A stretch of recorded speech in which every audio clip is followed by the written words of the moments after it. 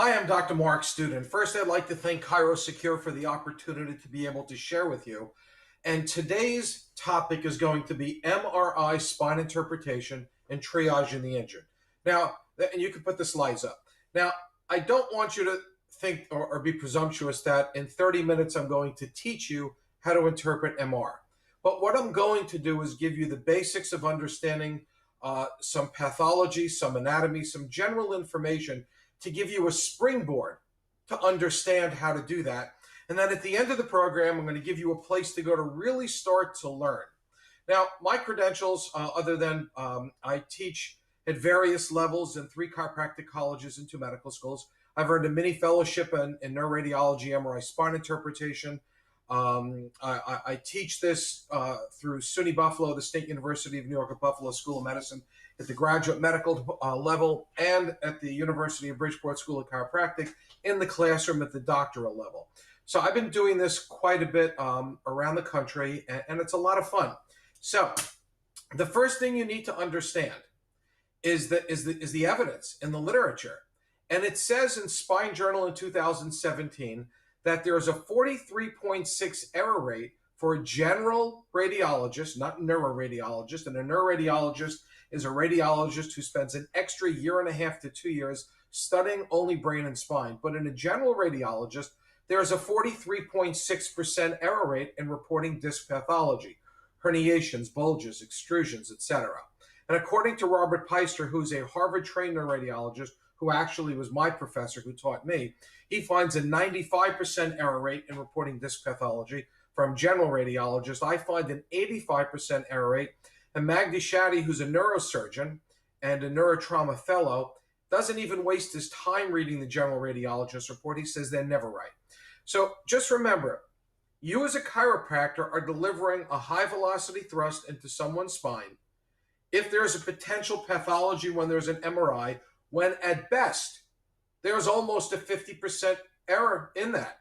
So it is really incumbent upon you to understand the basics of what you're looking at, and that's important. So what we're going to do is we're going to really look at the anatomy and anatomical pathology. Now remember, there are structural or biomechanical pathology, and we're not looking at that right now. We're looking at anatomical pathology. Fracture, tumor, infection, herniation, bulge. The anatomy is not correct. And you have to be able to identify that, because when you're triaging your cases, it can grossly change your diagnosis, prognosis, and treatment plan. Now, the first thing you have to understand is terminology. There's so much outdated stuff there. And by the way, Fardone wrote an article, and we'll get to that in 1 second, in 2014, by the way, called Lumbar Nomenclature version 2.0, which still is the standard put out by the American Society of Neuroradiology, the American College of Radiology, and it's widely accepted in the industry. But if you're using interchangeably terms like disc prolapse, slip disc protrusion, disc bulge, and you interchange them, you're outdated. No different than the coin phones, the rabbit ears on the TV, and the Hunt and Peck typewriter. So you're outdated.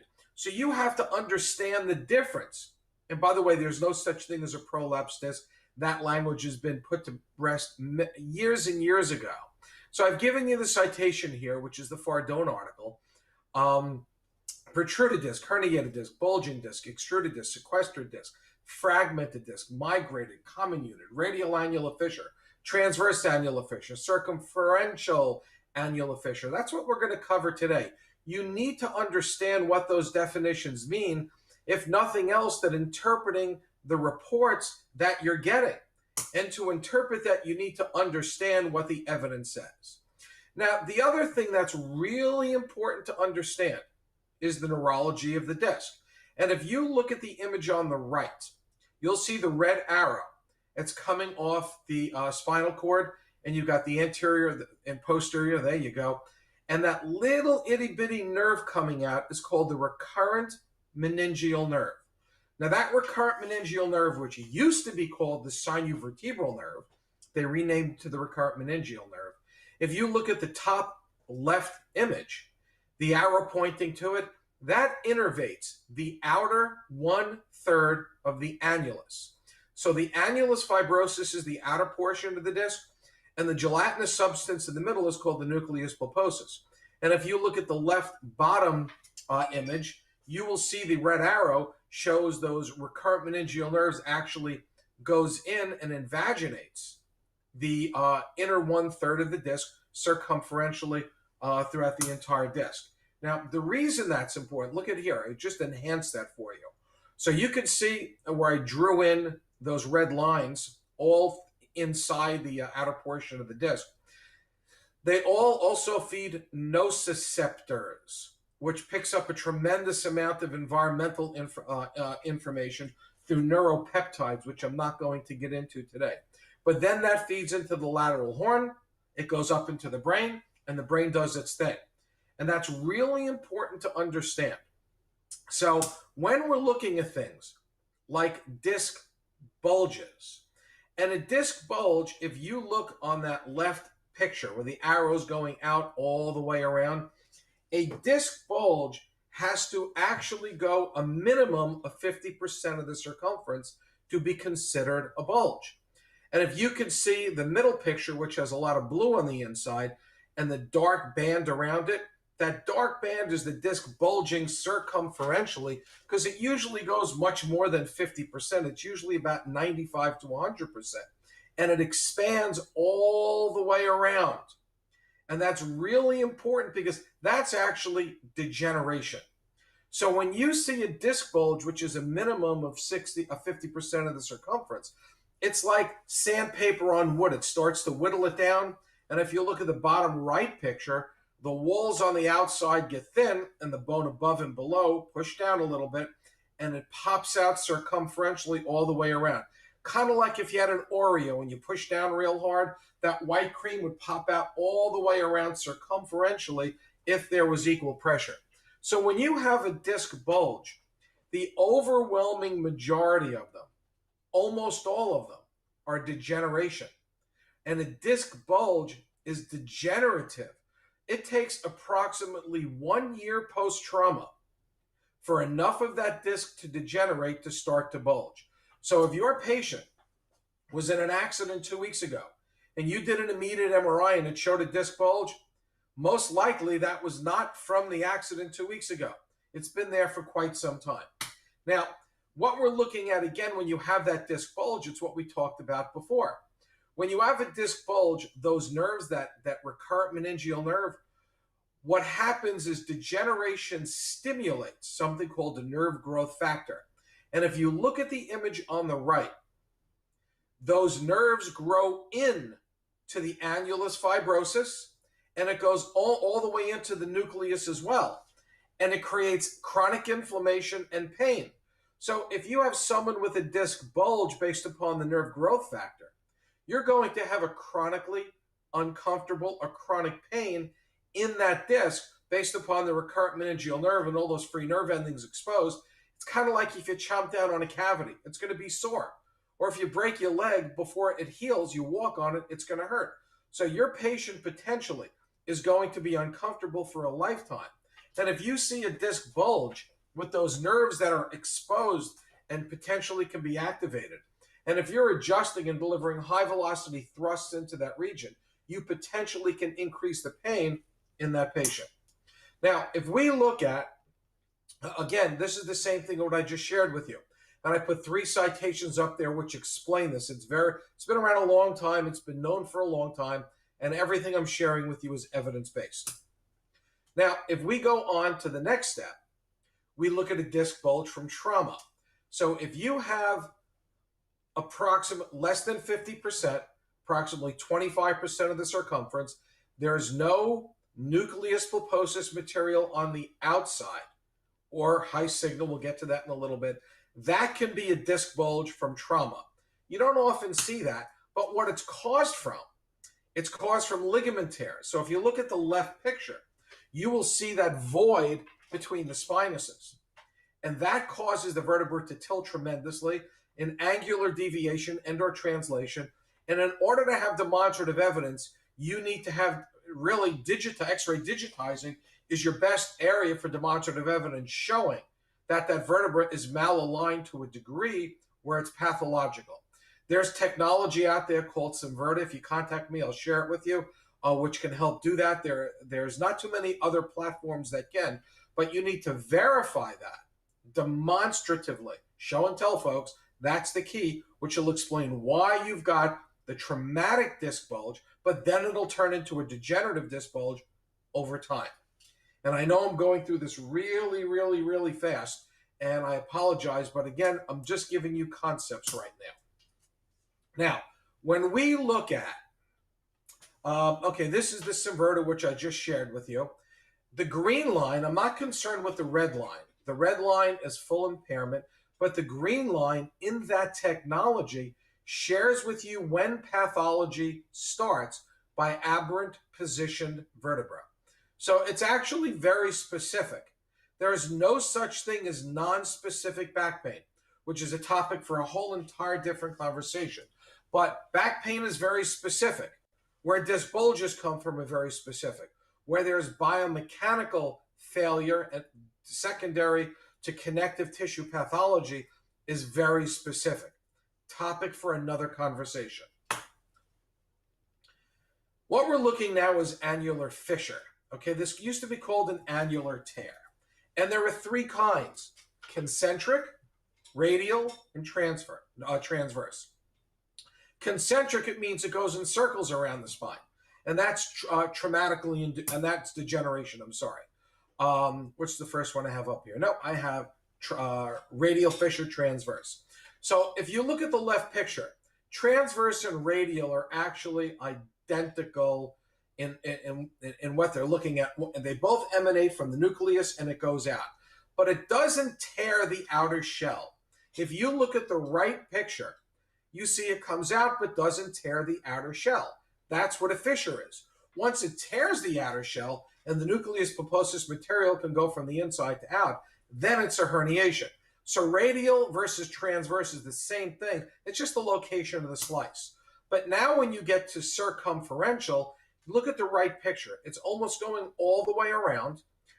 This picture depicts about 50%. And just like the disc bulge, it needs to be about 50%. But that's sharing with you that it's fissuring concentrically, and that's a bulge. And again, that goes all the way around the spine, the disc, I'm sorry. And if you look at the arrows, you will see that there's white or high signal on the left image, which is a T2 weighted image where water image is white. And if you look in the disc, you'll see a little white blip, but it doesn't break through the posterior portion of the disc where the arrow is showing. And that's really important to understand, because if it did break through, that would be called a herniation if you see high signal on the outside. And when that occurs, look right here. Here's an annular, it should be called an annular fissure. That's an older slide I had. But you will see it's coming through, but on the outside, there's still a layer of annular material intact. It's still intact, but sometimes a drop leaks out. And if that drop leaks out, then what can occur is that drop can go on a nerve, either a nerve root or the spinal cord, and that nucleus pulposus material, even one drop, is neurotoxic. And you get chemical radiculitis, which can cause exquisite pain going into the arm or leg or even locally. And by the way, it's very challenging to treat that. And that's, again, a topic for a whole other conversation, but that's what chemical radiculitis is. Now, let's look at a herniated disc. A herniated disc is a tear or rent in the annulus fibrosus, as you can see in the top right, where the inside comes out, and it could put pressure on the cord or the root. So if we look at it a little closer, in the bottom right, you can see the inside comes out. It's sticking out. And in the left picture, you could see the nucleus pulposus material has to go from the inside to the outside and be demonstrable. And actually, the nucleus pulposus material, by definition, has to go beyond the vertebral end plate, which is the bone above and or the bone below, by definition, to be considered a herniation. Now, when we look at this, there's a myriad of types of classifications of herniations. A focal herniation is 0 to 25% of the circumference, as you can see on the left. And a broad base herniation is 25 to 50% of the circumference, as you could see on the right. Now, even though more material potentially could come out of the nucleus in broad base, typically a focal is more egregious because the arbiter between good or bad is how much of the nuclear content is affecting a neurological element. And in this case, it could be a spinal nerve or the cord. So therefore, when you have a focal herniation, it usually sticks out further. It takes up more of the focal real estate, and it affects their neurological element. And when you speak with neurosurgeons, and I speak with hundreds of them, not thousands of them nationally, and I teach them, I speak with them, I interview them, they always say the focals are much more egregious as a rule than the broad base. Now, when we go and further it defined, here's a focal, 25%. So if you look at the top picture schematically, on the left side, which is actually the right of the patient in an MRI, you'll see it's less than 25% sticking out, and that's on the nerve root. If we look at the bottom picture, in between those two arrows, the disc is sticking out, and that's less than 25% of the circumference of the disc. Now, if we look at and if it's more than 25%, it could be 25 to 50%, it's broad base. Now we look at the definitions of protrusion versus extrusion. A protrusion on the left is like a pyramid when the base is wider than the apex. And an extrusion is like a mushroom when at any given point or any plane, the apex is wider than the base. So you have a pyramid, the base is wider than the base is wider than the apex is the protrusion, and extrusion is where the apex is wider than the base. And it's really easy to see that when you're looking at it on image. So when we look in the bottom picture on the right, you shall see in the posterior portion of the disc, up, that's the cord. We're going to go above and have someone else working the mouse for me. Right there. That's the disc. And then you have it's like a pyramid. The base is wider than the apex. Now, if we look at the next one and we look at an extrusion, here we go. Extruded discs could be either migrated or comminuted. We'll look at a picture in a minute. A migrated comminuted means the same thing. It's still attached. Or you could have an extruded disc that's sequestered or fragmented, meaning it's detached. So the first thing we're going to look at is it's attached. So if you look at the right picture, those two dotted lines that I have, one dotted line is the inferior end plate of the bone above, and the lower dotted line is the superior end plate of the bone above, a bone below. Now, if you look at the right arrow that points up and down, you can see that the disc is actually going below that bottom line. And that's the key. It's migrating. So it kind of looks like a mushroom head right there. That is a tell, or what's a hallmark of an extruded disc. It's going above and or below the disc space. Kind of looks like a mushroom if you turn it sideways. So therefore, the next thing we're going to look at is right here. This is called formally what I call a big ass extrusion. And this is also why you need to understand this stuff. And again, I'm not being presumptuous to think that you're going to understand that in a short 30 minutes because I'm blowing through this stuff fast. You really should watch this over and over and over again to understand it. And then we'll give you tools and places to go to learn more. But if you look at that right arrow, and you can see that huge disc coming out, and on the left side, the dotted line, it's actually filling in the entire lateral recess. It's very significant. This is from Nebraska, and a radiologist diagnosed this as a disc osteophyte complex. Chiropractor go adjust away. And the chiropractor who I trained looked at this, sent it over, and I said, my God, if you've adjusted this person, there's a good chance they might end up being a paraplegic. I mean, you could really screw up the cord. A lot of bad things can occur. This patient needs to be in a neurosurgeon's office immediately. There's no room there to treat that patient.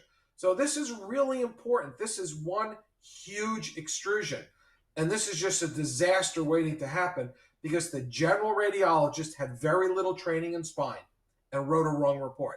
As a matter of fact, I just got 5 minutes ago, before we started, a report from someone in Texas where the general radiologist missed a pars fracture on an MRI. Just missed it. Thank God I trained this guy. He called me up and said, Mark, I just need a reality check. Am my eyes deceiving me? I mean, that could have been a quadriplegic waiting to happen and it was a fracture.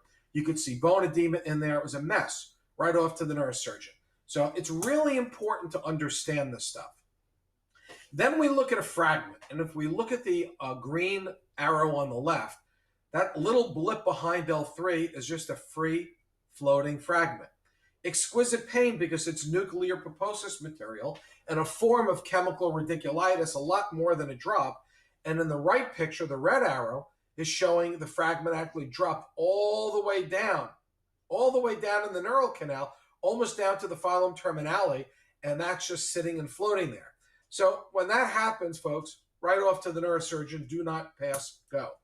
So when we look at triaging, a protrusion, 99% we can manage, no big deal. Extrusion or migrated common unit, we treat about 80%. We co-treat about 30% with pain management, and neurosurgeons 5%. And the arbiter is not the image at your clinical evaluation. If the patient has experienced severe motor weakness or severe sensory aberration, right off to the surgeon. Do not pass go. And if you're not sure, right off to the surgeon. And if there's an extrusion, do not pass go, no pain management, right to the neurosurgeon. And not an orthopedic surgeon. I will never, ever, ever, ever, ever refer a spine patient to a general orthopedist. If they're a spine orthopedist, evidenced on their CV by a fellowship in spine, then that's okay. But other than that, only. So a neurosurgeon, and that's it. How do someone just popped up a question, but I'm going to try to get to those later. And the worst usually are hospital-based general radiologists, because they just churn them and burn them, you know. Except if it's a general. Let me rephrase that. If it's a teaching hospital, you get a neuroradiologist, you're fine. And you should demand only a neuroradiologist look at your image. And I haven't even talked about ordering protocols, because ordering protocols matter tremendously. So now we have annular fissure mandated with a herniated. Okay, if you have a herniated disc, it has to have an annular fissure. There's no question. Because there's a fissure there, you need a portal for that nucleus pulposus material to come out. I don't want to do that right now. It gets a little bit too crazy. There you go. Now let's look at nerve root compression. You see on the left side there's a line that's a reference line. That's where we're looking or taking our sequence.